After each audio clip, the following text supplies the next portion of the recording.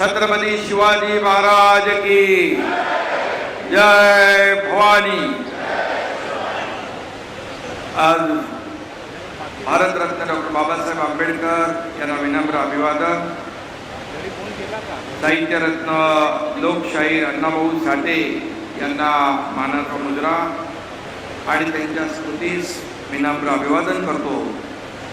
आणि आजच्या या लोकशाहीर साहित्यरत्न अण्णाभाऊ साठे संशोधन व प्रशिक्षण संस्था प्रकल्पाचा भूमिपूजन समारंभ या ठिकाणी संपन्न झाला आहे। या प्रसंगी राज्याचे लोकप्रिय मुख्यमंत्री देवेंद्र फडणवीस साहेब, केंद्रीय मंत्री रामदास आठवले साहेब, मंत्री मंगलप्रभात तोडाजी, मंत्री आशिष शेलारजी, मंत्री संजय शिरसाटजी, उपसभापती विधान परिषद सचिन अहिरजी, राज्यमंत्री पंकज गोयल, महापौर ऋतुताई तावडे, खासदार संजय दीना पाटील, आमदार रामभाऊ कदम, अमित गोरखे, मूर्ती पटेल, अशोक पाटील, कमेल सेल्वन, दिलीप मामा लांडे, मिहिर कोटेचा, राजवंत सिंग,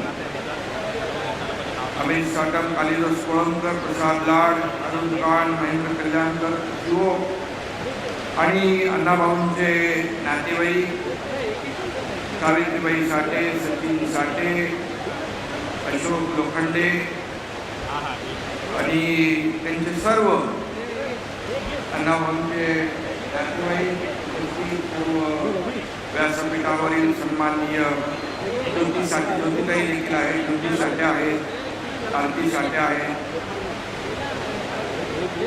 सर्व मान्यवर आणि उपस्थित अण्णाभाऊंवर प्रेम करणारे लाडक्या आमच्या बहिणी, लाडके भाऊ, सर्व कार्यकर्ते, बांधव भगिनी आणि पत्रकार मित्रांनो, आज आपल्या सर्वांसाठी आनंदाचा आणि अभिमानाचा दिवस आहे। आज या ठिकाणी वंचित, कष्टकरी आणि उपेक्षितांसाठी आपण सर्वस्व पणाला लावणाऱ्या लोकशाहीर अण्णाभाऊ साठे यांची उद्या जयंती आहे। परंतु त्याच्या आदल्या दिवशी आपण आंतरराष्ट्रीय दर्जाच्या भव्य अशा स्मारकाचं आणि अण्णाभाऊ साठे संशोधन व प्रशिक्षण संस्थेचं केंद्राचं भूमिपूजन या ठिकाणी करतो आहोत। महायुती केवळ शब्द देत नाही तर दिलेला शब्द पाळते, पूर्ण करते, याचा आनंद आजच्या दिवशी आम्हाला सगळ्यांना आहे। या प्रकल्पाचं भूमिपूजन या ठिकाणी झालेलं आहे आणि त्या दृष्टीने दिलेला शब्द पूर्ण करण्याचं वचनपूर्ती तर हे पहिलं पाऊल आहे आणि त्याचा आनंद आम्हाला सगळ्यांना, आपल्या सगळ्यांना त्याचा आनंद आहे। प्राध्यापक बाळकृष्ण रेणकेंनी अण्णाभाऊंबद्दल लिहिलेले एक सुंदर कवन आहे। तुझ्या लेखणीची धार जशी तलवारीची पाती, तुझ्या लेखणीची धार जशी तलवारीची पाती, तू सोन्यासारखी केलीस कष्टकऱ्यांच्या मेहनतीची माती। कोटी कोटी प्रणाम अण्णा तुमच्या या क्रांतीला, कोटी कोटी प्रणाम अण्णा तुमच्या या क्रांतीला, मजूर शेतकरी कष्टकऱ्यांच्या या दैवताला। आणि म्हणून लोकशाहीर अण्णाभाऊ साठे हे आपले सर्वांचं दैवत आहे। आठवले साहेब पण इकडे आहे। घाटकोपर मधील चिराग नगर ही अण्णाभाऊंची कर्मभूमी आहे आणि आज त्याच कर्मभूमीत हे स्मारक आणि प्रशिक्षण संस्था उभी राहते, याचा आपल्या सगळ्यांनाच सार्थ अभिमान आहे। मी या ठिकाणी 2 वेळा स्वतः पाहणी करून गेलो होतो। त्यांच्या जुन्या घराचं देखील दर्शन घेतलं होतं, त्यांना वंदन केलं होतं। आणि म्हणून आपण अनेक विकास प्रकल्पांचं भूमिपूजन करतो, पण आजचं भूमिपूजन हे केवळ एका वास्तूचं नाही तर अण्णाभाऊंच्या विचारांचं बीज रोवण्याचं आहे।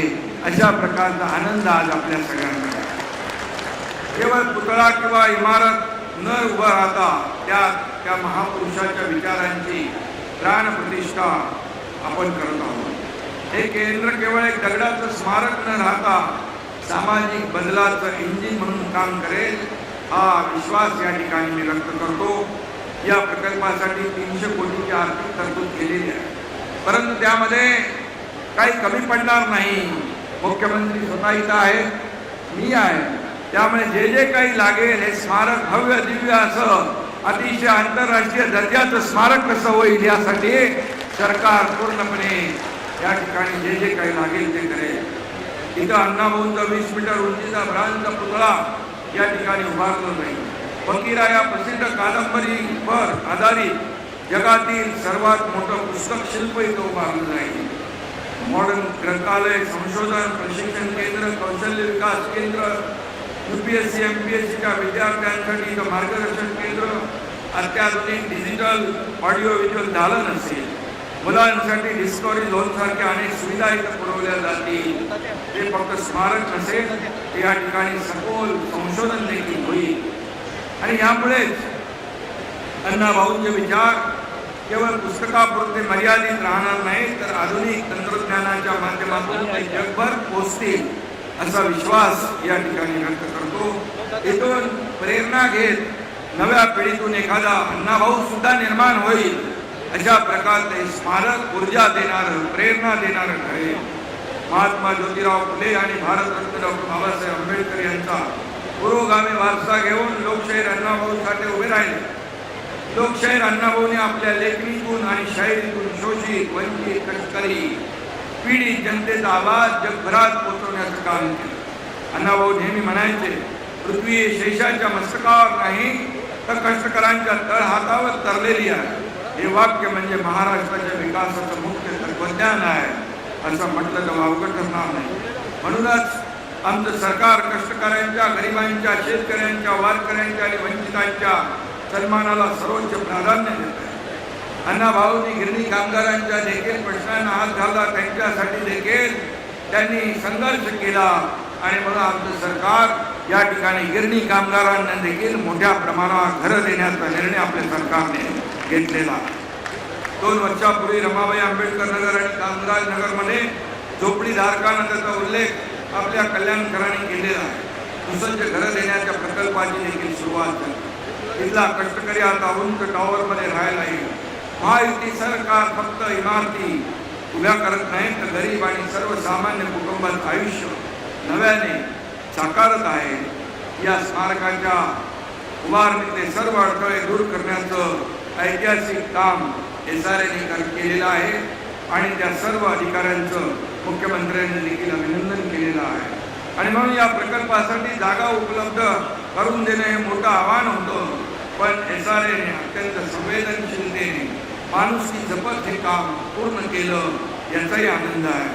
मी SRAच्या सर्व अधिकारी, त्यांच्या टीमचं अभिनंदन करतो. आणि आधी माणूस नंतर प्रकल्प हा आपला दृष्टिकोन या ठिकाणी कायम ठेवण्याचं काम या ठिकाणी केलेलं आहे. या ठिकाणी रामभाऊ कदम आमदार स्थानिक आहे आणि त्यांनी देखील या प्रकल्पामध्ये नेहमी लक्ष घातले. आमदारांनी, खासदारांनी या ठिकाणी आपल्या आपल्या परीने प्रयत्न केले. अण्णाभाऊ साठेंच्या स्मारकामध्ये येणाऱ्या सर्व अडचणी दूर करण्यासाठी सर्वांनी आपापल्या परीने काम केलेलं आहे. आणि म्हणून या प्रकल्पात एकाही पात्र कुटुंबावर अन्याय होऊ दिला जाणार नाही. आणि म्हणून त्यासाठी विविध शिबिरं देखील राबवली आणि अडचणी समजावून घेतल्या. आणि म्हणूनच 241 पात्र कुटुंबाचं पुनर्वसन या ठिकाणी सन्मानाने करण्याचा निर्णय झालेला आहे. आणि म्हणूनच या ठिकाणी या स्मारकाचा मार्ग प्रशस्त केल्याबद्दल या सर्व कुटुंबाचं देखील मनापासून अभिनंदन करतो. आणि म्हणून सरकारसाठी विकास म्हणजे फक्त सिमेंट कॉन्क्रीट नव्हे, तर माणसाचा सन्मान जपणं हे देखील महत्त्वाचं आहे. आम्ही कुठलाही प्रकल्प रेटून घेत नाही. लोकांच्या संमतीने, लोकांना विश्वासात घेऊनच आतापर्यंत सगळे प्रकल्प या ठिकाणी पुढे नेण्याचं काम आम्ही करतो आहे. आणि म्हणून मुंबई झोपडपट्टी मुक्त करण्याचं स्वप्न हिंदुहृदय सम्राट बाळासाहेबांनी पाहिलं होतं. आणि या दृष्टीने या मुंबईतले SRA असतील, मुंबईतले म्हाडाच्या धोकादायक इमारती असतील, यांना क्लस्टरच्या माध्यमातून देखील आम्ही त्याचा मार्ग मोकळा करण्याचं काम या ठिकाणी करतोय. आणि म्हणून बाळासाहेबांच्या जन्मशताब्दी वर्षाच्या निमित्ताने हिंदुहृदय सम्राट बाळासाहेब ठाकरे नागरी लोककल्याण अभियान देखील आम्ही राबवतोय. आणि म्हणूनच या ठिकाणी मुंबईतल्या झोपडपट्टीत राहणारा जो माणूस आहे त्याला चांगलं घर मिळालं पाहिजे, मुंबईच्या बाहेर फेकला गेलेला मुंबईकर पुन्हा मुंबईत आला पाहिजे, हे आमचं धोरण आहे, हे आमच्या सरकारची भूमिका. आणि म्हणून अण्णाभाऊंनी देखील सामान्य माणसाच्या आयुष्याला खऱ्या अर्थाने आकार दिला, कष्टकऱ्यांच्या घामाला भाषा दिली, कामगारांच्या वेदनांना स्वर दिला, वंचितांच्या स्वप्नांना लेखणी दिली. आणि म्हणूनच अण्णाभाऊंचे ऋण महाराष्ट्र कधी विसरू शकत नाही, त्या ऋणातून उतराई होऊ शकत नाही. एवढं मोठं काम अण्णाभाऊंनी केलेलं आहे. अण्णाभाऊ केवळ एक लेखक नव्हते, तर ते परिवर्तनाचे शिल्पकार होते. अनेकांच्या आयुष्यामध्ये त्यांनी परिवर्तन घडवण्याचं काम केलं, त्यांच्या जीवनामध्ये संस्कार, आकार, विचार देण्याचं काम केलं. आणि म्हणून जातीभेद, अस्पृश्यता, कामगारावरील अन्याय किंवा शेतकऱ्यांचे प्रश्न अण्णाभाऊ प्रत्येक संघर्षात सामान्य माणसाच्या खांद्याला खांदा लावून उभे राहिले. संयुक्त महाराष्ट्र चळवळीत त्यांचं योगदान अत्यंत प्रेरणादायी होतं. त्यांच्या शाहिरी मान्याने अन्यायाविरुद्ध लढण्याची प्रेरणा मराठी माणसाच्या मनात निर्माण केली. ते केवळ एक साहित्यिक किंवा शाहीर नव्हते, ते फळाचे कार्यकर्ते होते. एकजुटीच्या, आणि त्यांनी म्हटलं एकजुटीच्या या रथावरती आरूढ होऊनी जलबा फुटती, नवा महाराष्ट्र निर्मुंजक्ती तरी प्रगट निजनाव. अण्णाभाऊंचे शब्द प्रत्यक्षात उतरवणं हेच आमच्या सरकारचं खऱ्या अर्थाने एक उद्दिष्ट आहे. आणि म्हणून हे नव्या पिढीला प्रेरणा देणारं एक हे स्मारक ज्ञान मंदिर ठरेल. अण्णाभाऊंच्या नावाने आपण जसं आठवले साहेब मगाशी म्हणाले, पुण्यात भारतीय आरती देखील आपण अण्णाभाऊंच्या नावाने आरती स्थापन केली. हजारो विद्यार्थी आज त्याच्यामध्ये उच्च शिक्षण घेतात. ही देणगी, ही प्रेरणा अण्णाभाऊंची आहे. आणि म्हणून हे केंद्र अण्णाभाऊंच्या विचारांचं जागतिक प्रेरणास्थान बनेल. महाराष्ट्राची समतेची परंपरा, साहित्याचा वारसा आणि सामाजिक न्यायाची भूमिका जगासमोर ठेवण्याचं काम या ठिकाणी अण्णाभाऊंनी केलेलं आहे. आणि म्हणूनच जाता जाता अण्णाभाऊंच्या कवनातील एक महत्त्वाचं वाक्य या ठिकाणी सांगतो, जग बदल घालून घाव, सांगून गेले मज भीमराव. जग बदल घालून घाव, सांगून गेले मज भीमराव. आता ज्वलंत समाजात क्रांतिकारी बदल घडवणारे अण्णाभाऊ. आता मला संजय शिरसाट यांनी सांगितलं की आपण वाटेगाव या ठिकाणी त्यांचा एक पुतळा आणि स्मारक 50 कोटी रुपये देऊन त्या ठिकाणी त्यांच्या गावामध्ये या ठिकाणी खऱ्या अर्थाने असे स्मारक किती करू तेवढी कमी आहे, कारण अण्णाभाऊंचं कर्तृत्व तेवढं मोठं आहे. प्रेरणा, ऊर्जा या ठिकाणी तरुणाईला मिळेल यासाठी आपण प्रयत्न करतोय. आणि म्हणून मी आपल्याला एवढं सांगतो, आमचं सरकार देवेंद्रजी या ठिकाणी आहेत. महाराष्ट्राच्या प्रगतीला वेगवान पद्धतीने महाराष्ट्र पुढे जातोय. त्याचबरोबर विकासाच्या आमचा अजेंडा विकास आहे.